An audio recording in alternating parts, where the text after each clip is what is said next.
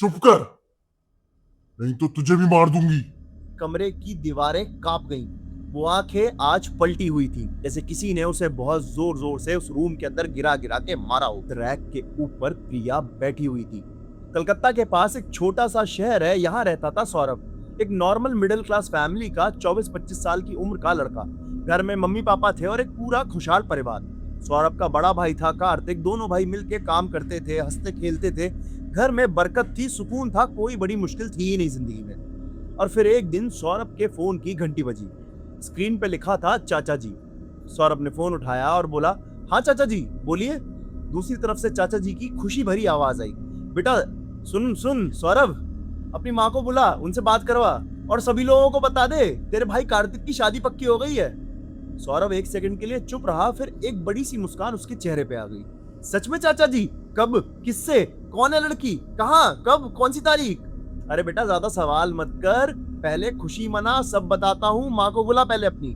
चाचा जी बहुत एक्साइटेड थे क्योंकि उनका एक ही बेटा था जिसका नाम था कार्तिक और उसकी शादी का वो काफी समय से इंतजार कर रहे थे। तो जब न्यूज आई तो सबसे पहले उन्होंने सौरभ को ही कॉल किया। सौरभ ने फौरन अपनी माँ को बुलाया, माँ ने फोन लिया, चाचा जी ने पूरी बात बताई और बोला, देखो भाई ये चट मंगनी पट ब्याह वाला सिस्टम है, यहाँ ज्यादा टाइम नहीं है हमारे पास। आज से ठीक 35 दिन के अंदर शादी का शुभ मुहूर्त निकला है, तुम लोग हमारे पास आने वाले हो, सब लोग 15 दिन पहले आ जाना, घर पे रुकना, सारी मेहनत करवाना, सारे काम करवाना, घर पे रौनक चाहिए पहले से ही। सौरभ की मम्मी बोली, अरे भैया क्यों नहीं आएंगे, जरूर आएंगे, भतीजे की शादी है, हम जरूर आएंगे, तुम चिंता मत करो। बस उस दिन के बाद से पूरे खानदान में एक अलग ही माहौल बन गया। कोई शादी की शॉपिंग कर रहा था, कोई कपड़े सिलवा रहा था, कोई गिफ्ट की प्लानिंग कर रहा था। घर के बीच खुशी, शादी में नाचेंगे गाएंगे, बुजुर्ग भी खुश, पूरा परिवार एक साथ मिलेगा, हर तरफ खुशी ही खुशी होगी। और सौरभ, वो तो सबसे ज्यादा एक्साइटेड था। कार्तिक उसका बड़ा भाई था और बड़े भाई की शादी में छोटे भाई की जिम्मेदारी सबसे ज्यादा होती है, तो सौरभ ने भी कमर कस ली थी। वो दिन आया, 15 दिन पहले ही क्लोज रिलेटिव्स एक एक करके चाचा जी के घर पहुंच गए। सौरभ भी अपनी माँ के साथ पहुंच गया चाचा जी के घर। जिस घर में पहले थोड़ा सन्नाटा दिखाई देता था, अब एक मेले की तरह चमकने लगा था। उसके चाचा जी का घर बड़ा तो नहीं था, लेकिन खुशी का कोई घर नहीं होता है, खुशी तो दिल में होती है। तो वो दिल खुल के भर गए थे इन दोनों के। शादी की तैयारियां शुरू हो गई, मेहंदी, हल्दी, संगीत, सब एक एक करके रेडी हुए। और फिर वो दिन आया, शादी का दिन। सब कुछ बहुत धमाकेदार था, बैंड बाजा, लाइट्स, पूरा इलाका रोशनी में नहा गया था। कार्तिक एकदम बढ़िया शेरवानी वेरवानी डाल के तैयार था, आंखों में शर्मिंदगी थी और खुशी भी थी। दुल्हन आई, प्रिया एक सीधी सादी सुंदर लड़की। फेरों के वक्त दोनों ने एक दूसरे की तरफ देखा, वो जो नजर थी जो सिर्फ नई मोहब्बत में होती है। शादी हो गई, पूरे परिवार खुश था। शादी के 2 दिन बाद रिसेप्शन रखा गया। अब जो लोग दूर से आए थे उनमें से बहुत सारे लोग वापस जा चुके थे, बोलते थे कि अभी ज्यादा दिनों से हैं, वापस जाते हैं, रिसेप्शन पे फिर से आ जाएंगे। तो रिसेप्शन के दिन सुबह से ही घर पे लोगों का आना जाना शुरू हो गया। घर के पास ही एक मैरिज लॉन था, वहां रिसेप्शन की बुकिंग कर दी गई। वहां रुकने के लिए रूम्स भी थे, तो बहुत सारे मेहमान वहां शिफ्ट हो गए। सौरभ पूरी तरह बिजी था, सिंगल हैंडेडली सब संभाल रहा था, सारे काम। किसी को पानी चाहिए, किसी को खाना चाहिए, किसी को गाड़ी की व्यवस्था करा रहा है। सौरभ पूरे दिन भागता रहा। रात के 9 साढ़े 9 बजे के पास लोग वापस जाने लगे। कुछ लोग लॉन में ही रुक गए। सौरभ की चाची बोली, बेटा एक काम करो, आज हम दोनों लॉन में ही रुक जाते हैं, रात यहीं बिताते हैं, किसी मेहमान को कोई जरूरत पड़ी तो हम प्रेजेंट रहेंगे। और जो बुजुर्ग लोग हैं उन्हें घर भेज दो, कार्तिक को बोल दो प्रिया को लेके घर चला जाएगा गाड़ी से। सौरभ ने सोचा सही बात है, चाचा जी और जो बुजुर्ग लोग हैं वो घर चले जाएंगे, कार्तिक भी प्रिया के साथ घर निकल जाएगा, मैं और चाची जी लॉन में रुक जाएंगे। रात के करीब 2 बज रहे थे, लॉन में सब सो चुके थे। सौरभ भी थका हुआ था, अपने रूम में सो रहा था। तभी तभी फोन की घंटी बजी। नींद टूट गई, मोबाइल बज रहा था। सौरभ ने आंखें मलते हुए देखा, कार्तिक भाई, कार्तिक का फोन आ रहा था। सौरभ ने फोन उठाया और बोला, हाँ भाई क्या हुआ इतनी रात को, कोई प्रॉब्लम है क्या? दूसरी तरफ से कार्तिक की आवाज आई और वो आवाज कांप रही थी, लिटरली कांप रही थी। सौरभ तू कहाँ है? सौरभ तू कहाँ है? भाई जल्दी घर आ, घर पे बहुत बड़ी गड़बड़ हो गई है यार, तेरी भाभी को कुछ हो गया है भाई, तेरी भाभी को कुछ हो गया है। एक सेकंड के लिए सौरभ फ्रीज हो गया, फिर होश आया। क्या क्या क्या हुआ? एक सेकंड, क्या हुआ? तू टेंशन मत ले, मैं आ रहा हूँ, मैं आ रहा हूँ भाई, मैं आ रहा हूँ। फोन कटा। चाची जी दूसरे रूम में सो रही थी। सौरभ ने उन्हें जगाया नहीं, सीधा दरवाजा खोला और भाग गया घर की तरफ। बड़बड़ाते हुए अंदर पहुंचा तो अंदर से चाचा जी भी उठ गए। उन्होंने बोला, सौरभ कहाँ भाग रहा है? चाचा कार्तिक का कॉल आया था, कुछ गड़बड़ है, कह रहा कुछ प्रॉब्लम हो गई है। दरवाजा खोला, अंदर का नजारा देख के सौरभ का दिल एक सेकंड के लिए रुक गया। कार्तिक जो अभी कुछ घंटे पहले दूल्हे की तरह तैयार बैठा हुआ था, जिसके चेहरे पर इतनी खुशी थी, वो अब कोने में हाथ बांधे घुटनों में सर दे के बैठा हुआ था और उसका पूरा गाल नीला पड़ गया था, सूजा हुआ, जैसे किसी ने उसे बहुत जोर जोर से उस रूम के अंदर गिरा गिरा के मारा हो। और वो रैक, उस कमरे में एक रैक थी, दीवार के साथ लगी हुई। उस रैक के ऊपर प्रिया बैठी हुई थी, नई दुल्हन, वो दुल्हन जो कल रात तक आंखों में शर्मिंदगी लिए मुस्कुरा रही थी। वो आंखें आज पलटी हुई थी, दांत दिखा दिखा के हंस रही थी, एक अजीब तरीके से सांस ले रही थी, बिल्कुल वैसे जैसे कोई जानवर शिकार के ऊपर झपटने से पहले होता है, बड़ा खूंखार। चाचा जी आगे बढ़े और उन्होंने अपनी बहू को देखा और बोला, बहू बेटा नीचे आओ, क्या हो गया, क्या हो गया तुम्हें? वो चिल्लाई इतनी बड़ी आवाज कि कमरे की दीवारें कांप गईं, इतनी भयंकर आवाज कि इन सब की रूह भी अंदर से कांप गई। चुप कर, नहीं तो तुझे भी मार दूंगी। चाचा जी पीछे हट गए, हाथ कांप रहे थे उनके। सौरभ ने जल्दी से कार्तिक के पास जाके उसके हाथ खोले और फिर पूछा, भाई तेरे हाथ बंधे थे तो कॉल कैसे किया तूने? कार्तिक ने अपना थका हुआ चेहरा उठाया और बोला, पहले हाथ खुले थे मेरे, मैं सो रहा था, फिर अचानक प्रिया उठी, बिल्कुल अलग अंदाज में, सोने की जगह एकदम से खड़ी हो गई, मुंह से कुछ अजीब सा बोल रही थी। मेरे समझ में नहीं आया क्या बोल रही है, मुझे लगा शायद नींद में है। मैंने कंधे से पकड़ के हिलाया तो देखा आंखें पलटी हैं और मुंह के एक तरफ से कुछ निकल रहा है। तभी मैंने तुझे कॉल किया, फोन रख के वापस मुड़ा तो उसने सीधा मुझ पे झपट्टा मार दिया और दुपट्टे से मेरे हाथ बांध दिया और फिर रैक पे चढ़ गई। मैं चिल्लाता रहा, पापा पापा, लेकिन कोई नहीं आया। एक ही दीवार का फर्क था, पापा दूसरे कमरे में थे, फिर भी इनको आवाज नहीं आई। चाचा जी की आवाज भी भारी हो गई, बेटा क्या बोल रहा है तू? सच में हम लोगों को तो कुछ सुनाई भी नहीं दिया, बिल्कुल खामोशी थी। इसी तरह दोनों ने मिलके प्रिया को रैक से उतारा, बड़ी मुश्किल का काम था।